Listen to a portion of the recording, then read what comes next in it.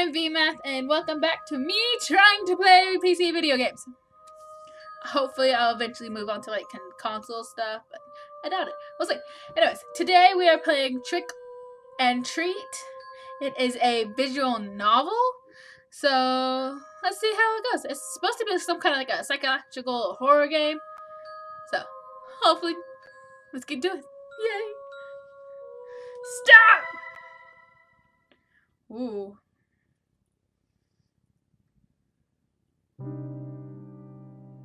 I don't like how it does that. It's cuts off this entire half. Alright. The sounds of our steps combined with that of the occasional nocturnal animals is the only thing we can hear. Creepy. It's terribly dark in this place. The dense vegetation makes it impossible to see the sky or light from the moon. That's pretty dark. Our flashlights are the only thing that lights up our way. Forgot. I can't read. At times like this, one begs to not run out of battery. Yeah, you're in the dark. We walk without knowing what we are really looking for, or better said, for no reason. Why are you in the woods, then, if you don't know what you're looking for? We are just a group of boys bored out of our lives. They're gonna die. Trying to create a lasting memory on this night instead of just staying home doing nothing. I like doing nothing! Today is October 31st, All Hallows Eve, better known as Halloween. It's a great day. Very good day. People get out free candy. I can dress up like I normally do and people will look at me weird. Woo! 3 young men walk through a dark, but up until now, nothing special forced. Me being one of them. That just sounds weird. We are doing it to prove our courage. It's too bad there isn't a girl here to see how brave we are. But at the end of this, you're probably all going to be girls. Saying it like that, one can say this is a meaningless effort. Not that girls are weak. Only because I can imagine them screaming really high. Yeah, because I know plenty of girls who would go into a forest like this and not make a sound. Yeah. Good for them, huh?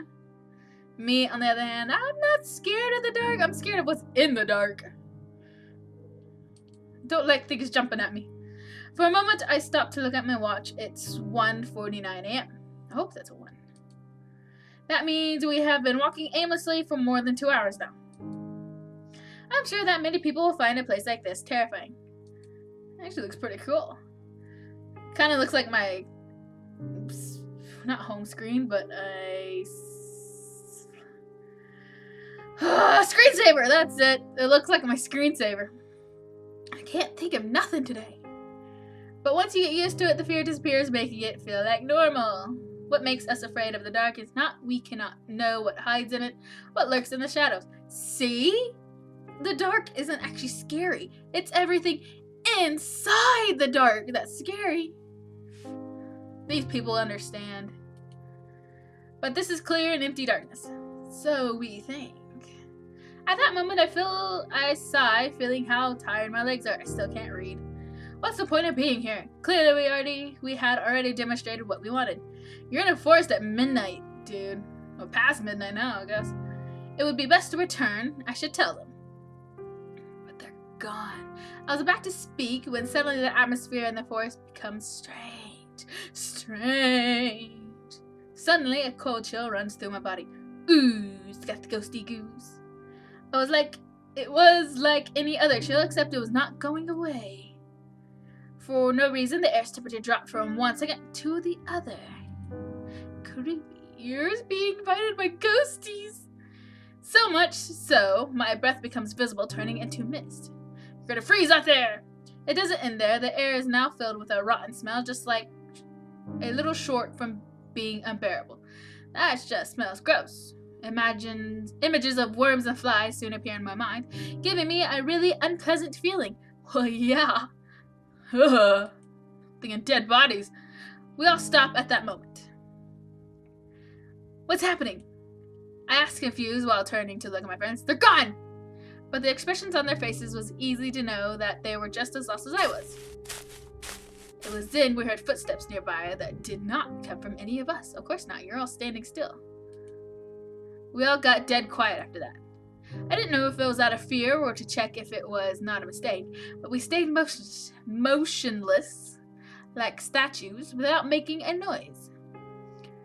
Just looking at each other's faces, wondering the same thing. Who's gonna die first? What's happening? As if I know. We heard the steps again. They clearly belong to a human, or at least to a large animal, but there is something strange about them. Strange? It sounds as if the person walked dragging one foot. Just thinking about it made me shiver. It does not. Damn! Why is this happening? That makes no sense. We should have returned home before, but now it's too late to regret it. I regret a lot of things. I have the feeling that we are being stalked by someone. Yeah, most likely. The strange footsteps stop, but I'm still feeling their presence nearby. I don't know where it is, but I know that it's looking at me. Looking at me. That cursed thing, I still can't speak. That cursed thing is looking at me. My heart is beating anxiously. It's almost as if my body was telling me to get out of there. But strangely, my friends seemed unable to perceive it. It seems that they're gone. It must have been just an animal. Said one of them, convinced that we were safe. I would like to believe that too. We had a sigh of relief, however, bad luck would soon strike us again. Yep, no doubt. No doubt. Unexpectedly, the forest became darker than before in just a blink of an eye. That's creepy. But that wasn't the fault of the forest, but our flashlight just went out. That would make things darker. Of the three, only one, mine, was still working. What's going on? Did the batteries die? Asked one of them, scared, while they both beat them desperately as if they were going to retrieve them. I can't blame him. The idea of walking in the darkness is not pleasant for anyone. But after a few moments, we had no choice but to regain ourselves to that. Once more, the sound of our footsteps is heard. But the silence is different now. We are not quiet because we have nothing to say, but because we are afraid. We continue walking despite the fear that invades us, invisibly to almost zero. We have no choice. In theory, we are walking back looking for the exit, but I cannot remember anything of this forest. We could be walking in circles, and I had never noticed it until it is too late. I hate the thought of it. I just wanted to get out of here. I said get out of here. Suddenly, my thoughts were silenced. We heard the footsteps of someone or something. Once more, the three of us became statues, awaiting the presence to go. I hold my breath while feeling my heart beating anxiously. Damn! Get away from here! Leave us alone! Unexpectedly, the steps are heard closer. This time, they did not disappear, but rather come at us. I can't stand it. Desperately, I move my flashlight everywhere looking for the author of those footsteps, hoping for the light to reveal their identity and erase our fears. Nothing. Is that all there is around here? Just empty air? My anxiety grows with each fell attempt. I refuse to believe that it was a ghost. Suddenly, when I move the flashlight again, I see a silhouette. I cannot distinguish what it is, but for a moment the light revealed something. Quickly I point to the same place, only to discover it was gone. I hold my breath anxiously. It was not an illusion. I am sure that I saw something. It was then that I heard something nearby. Without even thinking, I aimed the light towards that place.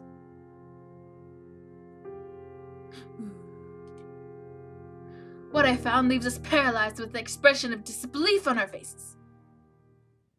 It was a white cat! It was a white cat with eyes of an intense red, which stands before us. Her looks is not the friendliest, to say something. Somehow I get the feeling it's a female cat. It's angry! Suddenly, she lets out a thunderous meow that leaves us terrified. I've heard that meow before. My cat does it all the time. It usually means she wants to be fed. Or she wants to go outside. Who knows? It sounds more like a lion roaring than a simple cat. Yeah, I've heard that before. The echoes of her meow is heard throughout the forest, making it sound more sinister than it could be. It was then that suddenly an inexplicable force hits us three. Ooh, which I got knocked out! It was the cat. I blame the cat. I fall to the ground, and little by little my eyelids close, and fatigue becomes unbearable. I lose consciousness on the ground of the forest without knowing what is going to happen to me. Interlude before nightfall. Ooh.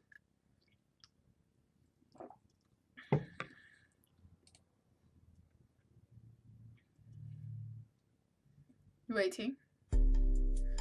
It is a day like any other, so normal that it was almost painful.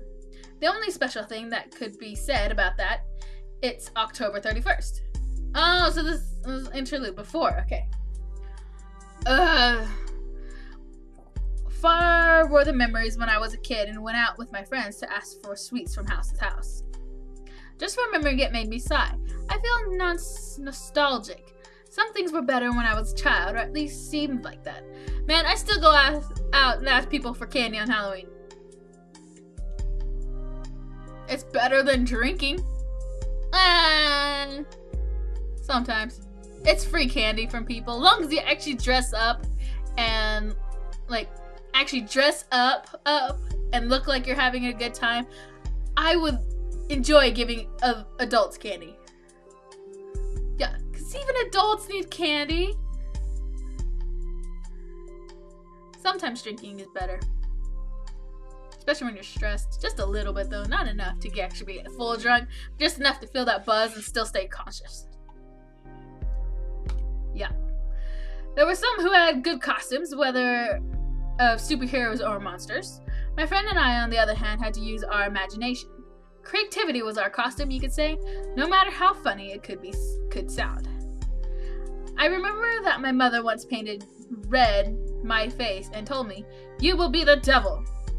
But it seems only she saw it that way. When we went from home to home, everyone said I was the Tomato Man. Yeah, that sounds more about right. By the way, I live in a college town, more of a university town. So if there's like actual college people coming around wanting free candy and they're dressed up, I'm gonna give them some if I decide to pass out candy that year. They put in a hard work of making those outfits, even if they went to the store and bought some. Sure, why not? But those things didn't matter to me since we always had a good time. Of course, you got free candy! If I asked for candy now, even if I had the best costume, I'm sure no one would give me anything. I would! I'd give you candy if it was good! Except perhaps a scolding for acting like a child when I'm 17 years old. Oh, come on, that's nothing! That's nothing! You want to dress up and go out trick-or-treating, you do it, dude. But anyways, I can't stay in the past. True, but some of the times the past is more enjoyable than the present. I must live the present, no matter how little exciting that might be. You have a dull life, then. Back to reality. We are a group of friends who don't have any plans for today. We're still not old enough to go to a disco. What are you? What is this? 1880s? 1980s? And I doubt guys as us would have any luck in that environment. I don't know. The other option would be to go to a party, meet girls, and have fun. Everything's perfect, except that nobody has invited us. Now, being popular has its disadvantages. This kid's lame. Hey, Axel, let's have a couple of matches. What do you say? My friend Steve called my attention while playing with the game console. Russian? I believe that's what the game was called. A fast and quite complicated fighting game for me. I would normally agree to play with him, but for some reason I didn't feel in the mood today. I have no desire to play now. I reply with discouragement. I almost feel bad for doing it. Sorry, I about burped in the camera. That would have been bad.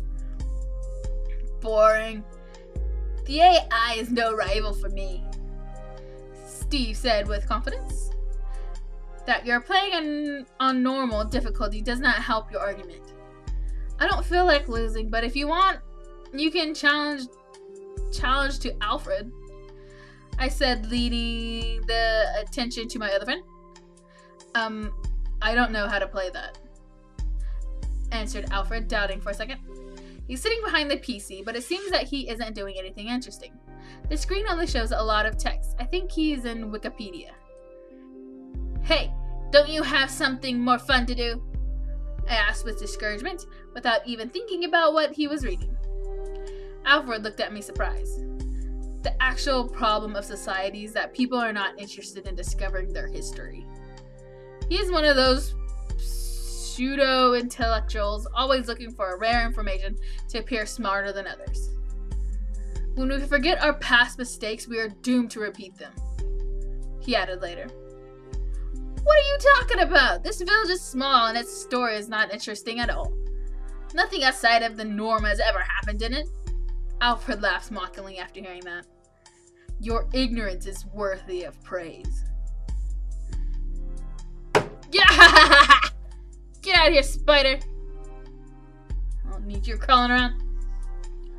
He paused, filling his chest with pride. The very fact it's a small town is the reason it's full of mystery.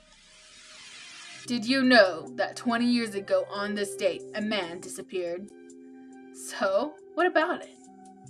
I asked without being impressed or even interested in the least. Things like that happened all the time in all places.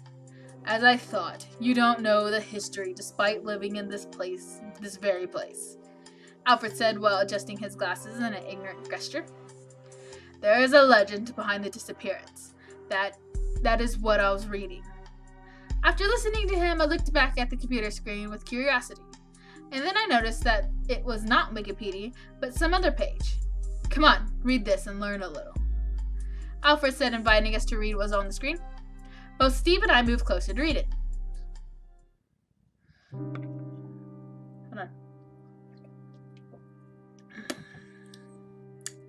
Town of Abingdon, Oxfordshire. Oxfordshire County. No, whatever. 1994. That's 2 years after. I came to this town with only 4,000 inhabitants to support them in an investigation. Truth is that never in my life have I ever seen something this strange. I won't say your typical detective-ish nonsense that I have seen thousands of strange things in my life. I've seen many crimes, yes. Some difficult to solve, but all of them were human.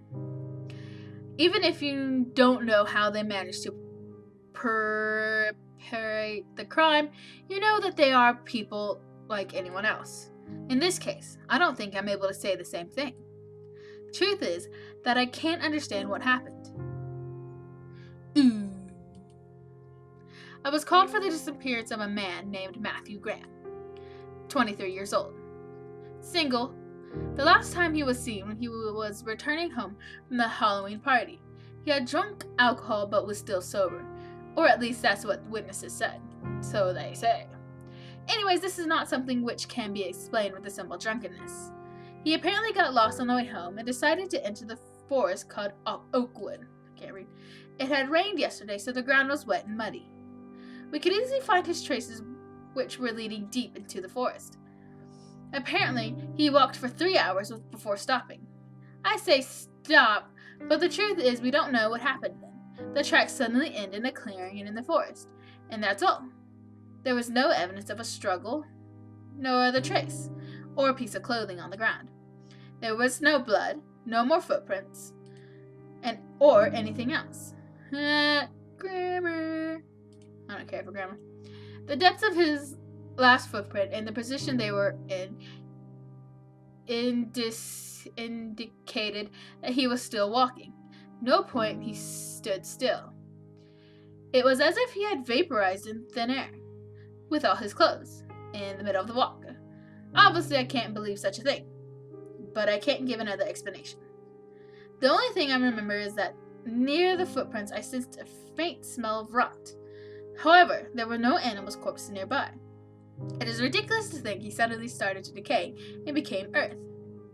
In the end, the case was closed in just 3 days. With no evidence of any kind, we couldn't say anything but that he decided to escape from the village. However, while officially there was no more to do, I couldn't sleep in peace. Thinking about what could have happened to him took away my sleep. In my mind, I thought all sorts of theories, like maybe everything was a plan developed by Matthew. But in the end, they all seemed impossible. I decided to investigate more on the issue. I searched the town for similar stories. To my surprise, I found 4 more, all young men. The story was always the same. They walked through the forest alone, disappearing without a trace. I was hoping it ended soon, because that would have been it.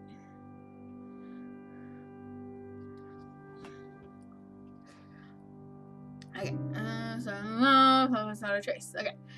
Even more curious is that all of them disappeared on the same date, October 31st. But there's more. A detail that completely eliminates the possibility that there is a killer or kidnapper behind this, and that is the separation of the years. Roger Bacon disappeared in 1924.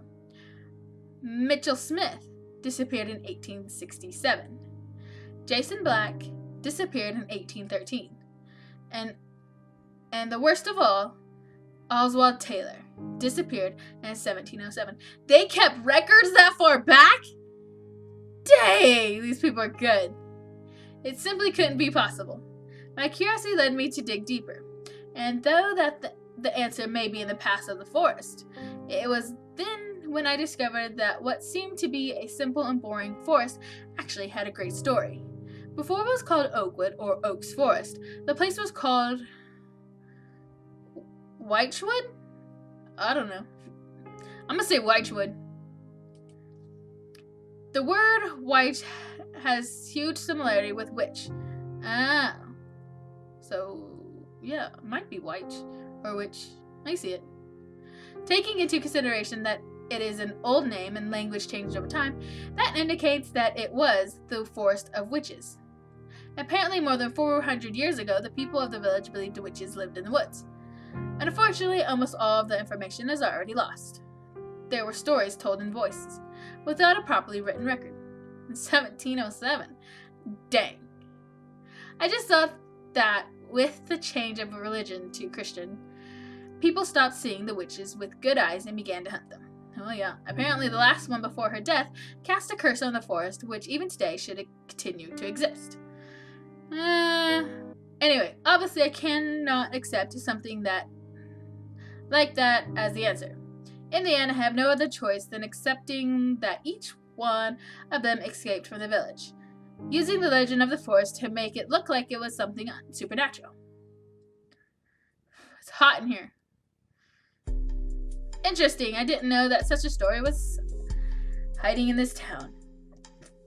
I said, honestly surprised. If it is a lie, it managed to hold my interest. Wait, there's something more, Alfred said at the same time he scrolled to the comments. We read what is written there. A couple of comments called our attention. Both of them talked about some creature. At that time, they felt a horrible fear for what could happen to them. Well, the 2 comments share great similarities, but they could have been written by the same person. There are many others that deny it. Looks like many people went to the forest because of the legend, but couldn't find anything. I thought you only read these things to look more cool before the girls, replied Steve as a joke. Alfred giggled with a little shame. Partly, yes. He admitted it, though it was the secret everybody silently knew. Well, now we have an activity for tonight, Steve said at the same time. He makes a face overflowing with enthusiasm. I said it right. Woohoo! What? I asked, completely lost. I thought we were just killing time. Simple. Let's go to that forest, Steve replied without hesitation. He seemed really fascinated by the story. Are you insane? Said Alfred, unable to believe what he just heard. You only needed to look at his face to know he did not like the idea. Despite everything you've heard, you want to go? Of course. It would be a test of courage among us 3, replied Steve, full of confidence. Perhaps too much. You should relax a bit. Don't tell me you're afraid. No. Why would I be afraid? Answered Alfred at the same time he folds his arm, making a false gesture of security. It's more than obvious that you're afraid, Alfred. Almost as much as when you talk with girls. And what about you, Axel? Don't tell me you won't come. Suddenly, Steve asked me, at the same time looking at me mockingly. Don't tell me you want to be a chicken for the group. I will gladly be a chicken. I hate that tone of voice he uses. I will never give you that, I said without thinking, showing a confident smile and look. Why? You know it's dangerous. Well, let's not say more. Take your coats, backpacks, flashlights, and some food. We are going to the forest, Steve said, full of energy. Yeah! We three said in unison as we were going to have some fun kind of private party. Not really knowing what we were doing or what we were going to find. People are stupid. Why would you go into a forest that just said people disappear and they don't know if actual witches actually cursed it before she died? Why? I don't understand people. I really don't. It just doesn't make sense. Like, I like a good ghost story. I can understand wanting to do, like, haunted house investigation things. I've been there. I did it. It was interesting. I liked it. But, come on. This was just... No. Especially not that late at night. In the forest. And... I don't know. I can see the appeal and I can see stupidity in it as well. So I awake completely confused, not knowing how much time has passed. Years. My head hurts like hell, but I can't blame it. Of course, you passed out. Fortunately, the pain goes away quickly, just as my confusion. Soon, I come back to my senses. Good.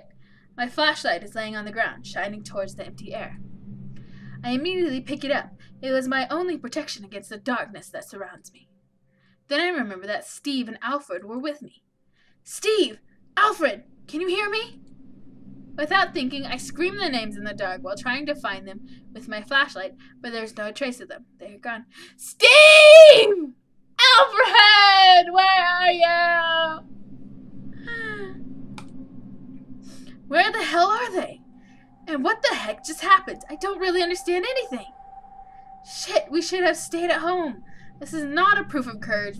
We could be in danger. You passed out in the middle of the forest at night. And now your friends are gone. Yeah. Talk about danger. I have to find them. 2:19.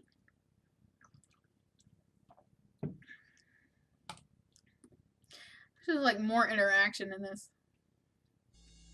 Little time has passed since I started to look for my friends, and I already can't stand this place. I'm going crazy in this forest. The darkness that covers it is unnatural. Kitty says, supernatural. It is a darkness that steals your own sanity, replacing it with anxiety. It's darkness! To make it worse, the air is damp and cold as in winter, carrying a strong rot smell. As if there were corpses of animals hidden throughout the forest. What about corpses of people? The atmosphere in this place is oppressive. With every step you take, it makes you more uncomfortable. Sounds like going outside in normal reality to me. Since I start to look for my friends, I felt that something is watching me. But there's nothing that you can see. I sigh with my voice full of frustration. I just want to get out of here. I continue walking, devoid of any hope. No matter where I look or how much I walk, I find nothing. I cannot hear the sounds of animals. And then that is bad. Rather, it seems they are already dead and rotting. No, I have to calm myself, I said to myself. I stopped for a moment to rest.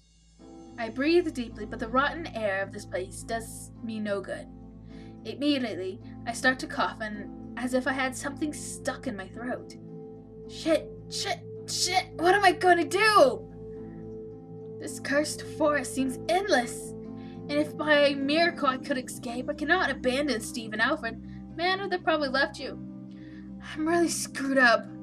Again, I sigh, feeling on the verge of tears. My frustration is building up, but I have to do my best to keep calm. If I fall into despair, then there is no doubt I will be joining the list of missing persons. In the end, I decided to keep walking. Step by step, I should get somewhere. At least I was convinced that staying in the same place would not do me any good. Even if it was only to deceive myself that I am doing something, I want to continue walking. Time passes without any change. Only the sound of my footsteps can be heard. Knowing that as soon as you stop, you will be surrounded by dead silence is a good incentive to keep walking. But my legs were already hurting. Suddenly, I hear a crack at my feet. Instantly, I take a step back and look below to see what made that sound. What is this? What is this? Is it a bone? It's a bone! I whispered to myself, surprised, discovering that I had stepped on an animal bone. I believed that it's from an animal, although I do not rule out the possibility that it belongs to a person. But for my own good, I prefer not to think about it. An expression of anguish is drawn on my face. It is the best to ignore it. I have to keep walking. Suddenly, my flashlight reveals something. Without hesitation, I point towards there again. Contacts are drying. Oh, it's the cat! Only to realize with a surprise that it was the white cat. The one from before which made that awful meow, but this time I find it lying on the ground. It appears to be fainted and it's wounded. Oh, poor kitty. Then what should I do? Oh, it is interactive! Woohoo! Pick her up. It is best to continue without waking her. The cat is dangerous. It's her fault that I ended up in this place. And my friends are missing. Don't blame the cat. It was your fault you walked into the forest. But even knowing that, for some strange reason, I can't help but feel sorry for her. Even if it is unnatural, it's still an animal. I then bend down to see her closer. She's unconscious and there's a thin line of blood coming from her mouth. Oh, I'm a real idiot. Yeah, I said to myself at the same time. I cleaned the blood from her mouth with a handkerchief that I had with me. Fortunately, she doesn't wake up. Then I close her mouth, making her appearance a little better. Now she seems to be peacefully sleeping.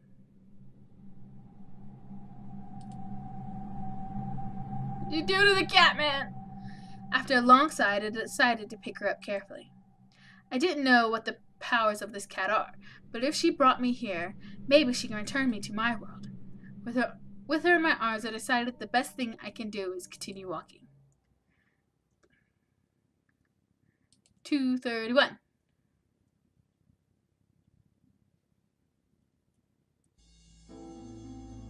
Alright, I'm gonna stop this here. Well, like I said, I'm gonna stop that there only because it seems to be going longer than I thought it would. I was hoping it'd be somewhat short, but that doesn't seem the case. Anyways, yeah, kind of want to see where it's gonna go, but it's kind of irritating, so I'll think about it later. Anyways, that was Trick and Treat. I like the design of it, the whole creepiness factor, and the slight, not really scary, but kind of peaceful music in the end. Sounds pretty good. I like it. Anyways, yeah, that's all I got for that one. I might go and play it again, finish it, see where it goes, but it's just irritating how mainly how they talk. I don't think anyone really talks like that, at least not from where I'm from. Maybe people do. Who knows? Anyways, I'll put more of the description of the game below. I think I got it off of Steam. I'm pretty sure, but again, I might be wrong. It's not the first time. Okay, so follow me on Instagram and Twitter under VMath13. That is VMATTH13. Right there is where you'll find my latest upload, which I'm pretty sure it's an Undertale or Easter. I don't know. I think it's Undertale. I think it was like part 6 of Undertale, but I can't remember. I think I uploaded like 2 different ones on that day. Anyways, yeah, my latest upload, and below it you'll find one that YouTube thinks you'll enjoy. And don't forget up here, right there, is where you can subscribe to my channel. Go do that, please. And I will catch you guys later. Alright, bye!